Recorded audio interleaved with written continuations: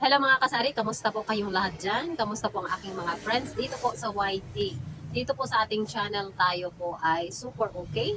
Ayan, yung ating stocks today is super good na po mga kasari. Masasabi ko po talagang goods na for coming December, Pasko, and New Year. Kung maabutan pa po ng New Year. Kung hindi na, kung hanggang Christmas lang, so another make orders na naman tayo mga kasari. So for today's video, kamusta po muna ang inyong mga tindahan mga kasari? Nakapag-order na ba kayo ng inyong mga super fast moving items sa inyong tindahan? Ready na po ba ang inyong mga tindahan mga kasari? Simple tip mga kasari, kung hindi pa ready ang inyong tindahan, ipon-iponin nyo muna ang inyong mga benta starting from, today is November 30, and then December 24 pa talaga, 25 ang bentahan, no? 21, so hanggang December 10. Ipunin nyo and then ibuhos nyo yung benta nyo sa mga super mabentang paninda sa December 21 papuntang December 25. Ayun. So, ipon-iponin nyo kung kapos pa kayo ng mga puhunan, kung malit ng inyong tindahan. Ayan. So, pwede nyo ipunin nyo muna starting from December 1 to December 10 ang inyong mga benta. And then, kung swing, ibilin nyo ng inyong mga stocks. Kung ano yung mga super fast moving lang po na bilhin nyo para pagdating na matapos ang Pasko ay talagang finish all na ang inyong mga paninda. And then, another family naman, pagdating ng pa-New Year naman mga kasari. So, yun ang aking tip for the day.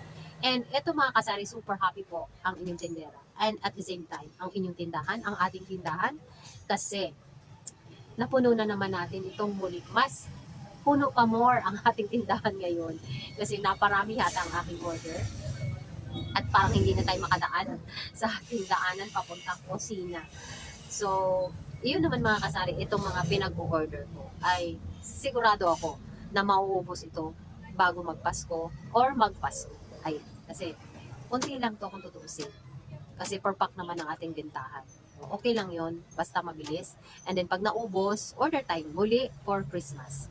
And for New Year, of course. Yung mga bigas natin, siguraduhin talaga natin mga kasari na laging meron. Lagi tayong maraming stocks kasi pagdating ng Pasko at saka New Year, ang ating mga suki, ang ating mga regular customers, mag-iipon talaga ng bigas yan sa bahay nila.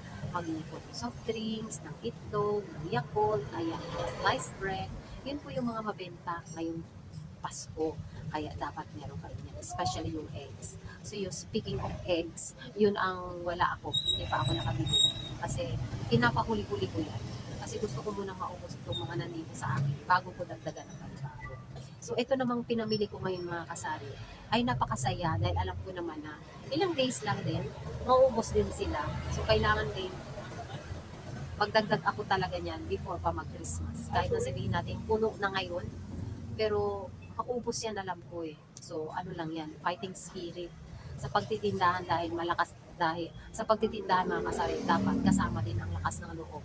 Fighting spirit na ang binili mong mga stocks ay talagang kaya mong ubusin or maubos sila bago ang mga pagkakataong Christmas, New Year, mga ganun. So ito na mga kasari, super saya.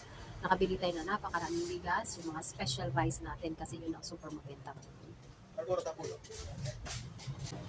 So ayan, may bumili lang po talaga ng sigarilyo. Speaking din ng sigarilyo mga kasari dapat, kung ano yung fast moving, super mabenta sa inyong tindahan, pagdating din ng may mga okasyon, dapat ang sigarilyo natin intact talaga. Dapat magkaroon din kayo ng maraming stocks kasi super bili yan. So yon, without further ado, pakita ko na sa inyo yung aking mga stocks. Ano-ano bang stocks meron ngayon ang Jenny Store. Ayan, super happy. Happy ako, of course, happy ang lahat. At sana para maging happy ang lahat, make your store happy din mga kasama. Lagyan nyo ng mga stocks.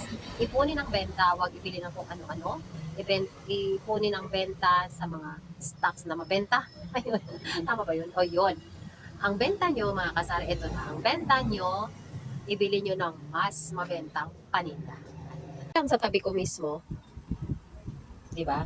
12 packs yan sa tabi ko na mga swakto. Yun ang aking in-order ngayon, 12 peraso, 12 ka-stocks. Yung dito sa loob. And meron tayo dito, ayan, ang ating royal, ang ating mga per box na mga sito, and ang ating super pangmalakas ang Yakult. Ready na po yan. Ayan, bago yan mga kasari. Yung sa ibabaw, mag-e-end yan December 27. So yun muna ang unahin nating ibenta. And ito yung dalawang rim na yan ay January pa yan, goods na goods. So bali ka-deliver lang yan mga kasari. So unahin ko munang ibenta, dispose yung nasa ibabaw, which is December 25, followed by January 5. So ihuhuli natin yung matagal pang ma-expire. And meron tayo dito sa ilalim, nakaupo lang mga kasari. Yung sa ilalim is yung ating mga 1.5 na Coke yan, ay goods na goods yan, bagong order. May zero and regular. And yung mga alak natin sa box, ayan, mga juices, ayan. And super happy, ang ating mga condiment section, super puno, di ba? Oh, ayan, nakumpleto ko na yan. Starting from shrimp, chicken, beef, pork, ayan, kompleto. And marami tayong magic sarap. Lahat ng papasarap ang paluto is kompleto na yan. Ayan, and yung ating mga silver swan and mga soy sauce dyan ay nasa ilalim ng box natin. Puno yun mga kasari sa ilalim. At ito yung sinasabi ko sa inyong aking itlog, talagang hindi ko pa naihanda yan. To follow yan mga kasari. And ito yung ating, ayan iba nating stocks na mga Yakult. In-order tayo ng 30 packs today.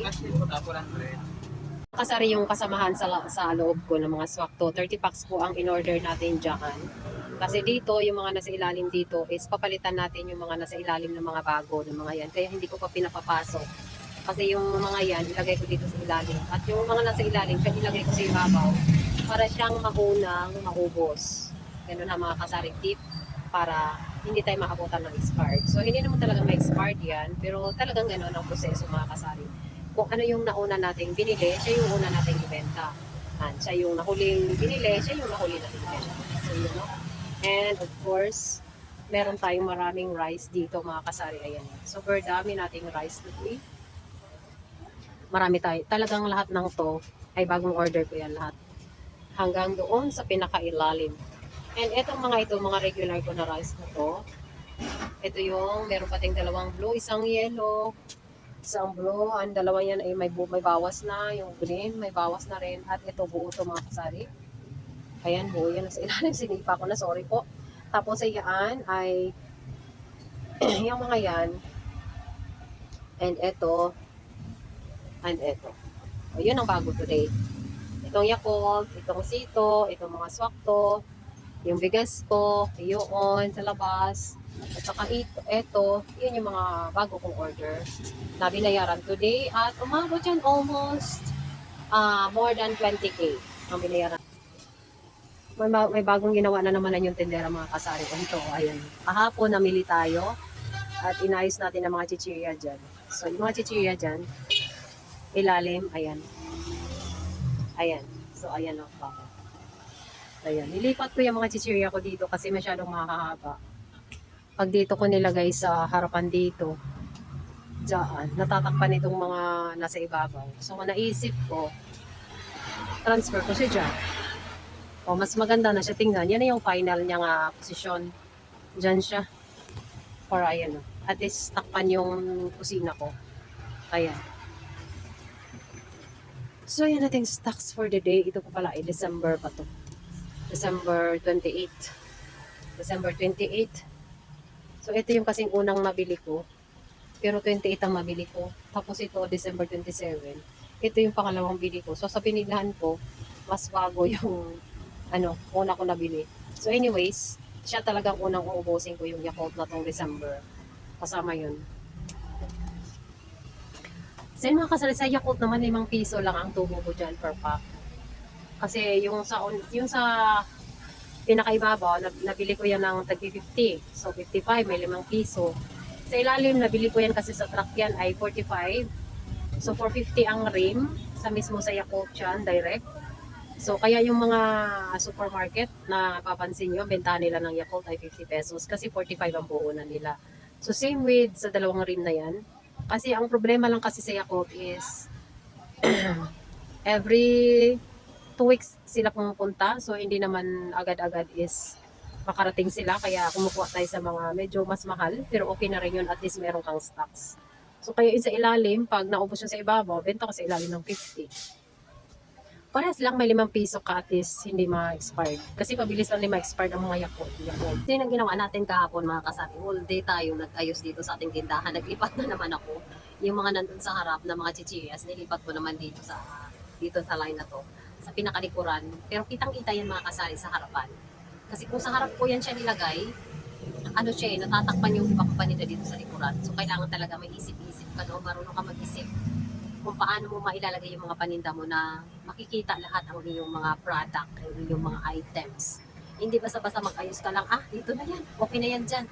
Hindi po kailangan visible sa lahat. Makikita ng lahat ng mga namimili na may ganyan kang item. Kaya dapat posisyon natin na maayos ang ating mga paninda. Para kita kahit na nakaupo ka sa sulok ng tindera, kita ka rin.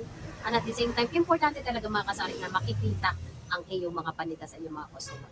Kasi merong ibang customer na hindi na nagtatanong, tumitingin-tingin na lang. Pag hindi nila nakita, aalis na.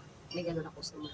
May iba naman ang customer na nagtatanong, ate may ganito ka, ate may ganito kang klase. Ayan, may ganun. Ang iba naman ay makuha lang sa tingin, tingin-tingin lang. Pag nakita nilang wala, aalis na. O diba? May mga ganun mga customer. So kaya, best way na gagawin is arrange na lang natin na mabuti na makikita nila kaagad. Ano brown de? Iayos yung mga nandyan i-out mo na yung mga luma. Ipasok yung mga bago. Ilagay yung mga bago sa ilalim. Nagtaon ko lang kung ano expiration. Ay, parehas to. Hindi puro bago lahat yan. Magre-reklamo pa mga kasari ako tutusan. Kasi daw baka parehas lang na expiration. Ayun yung magpagod. Diba? O sige na patakaran ko. May bago, siya yung ilagay sa ilalim. Ang luma, siya yung ilagay sa ibabaw. Para syempre siyang maunang ma-dispose. O diba? Kasi lahat ng mga item natin, may mga puhunan, malit lang ang tubo, so dapat hindi tayo manunod. Pero meron namang ibang mga pinagkukuhanan natin mga kasari na pag nearly expired na, pwede mo ma-return. Pwede mo palitan. Ayan, kagaya ngayon, bago ko lang nalaman, na pagkukuha ka pala sa kanila ng mga coke na kung yearly end na, pwede mo mapalitan ng bago. Yes? May magpapakash in. So yung mga kasari, tapusin na natin ang ating pag-share for today kasi marami na tayong mga interactions. May magka-cash in, may bibili, at magtatanghalian na tayo pa magsasaing. Maraming salamat po sa inyo lahat sa panonood. Thank you so much for watching always my video and see you and God bless. Bye-bye.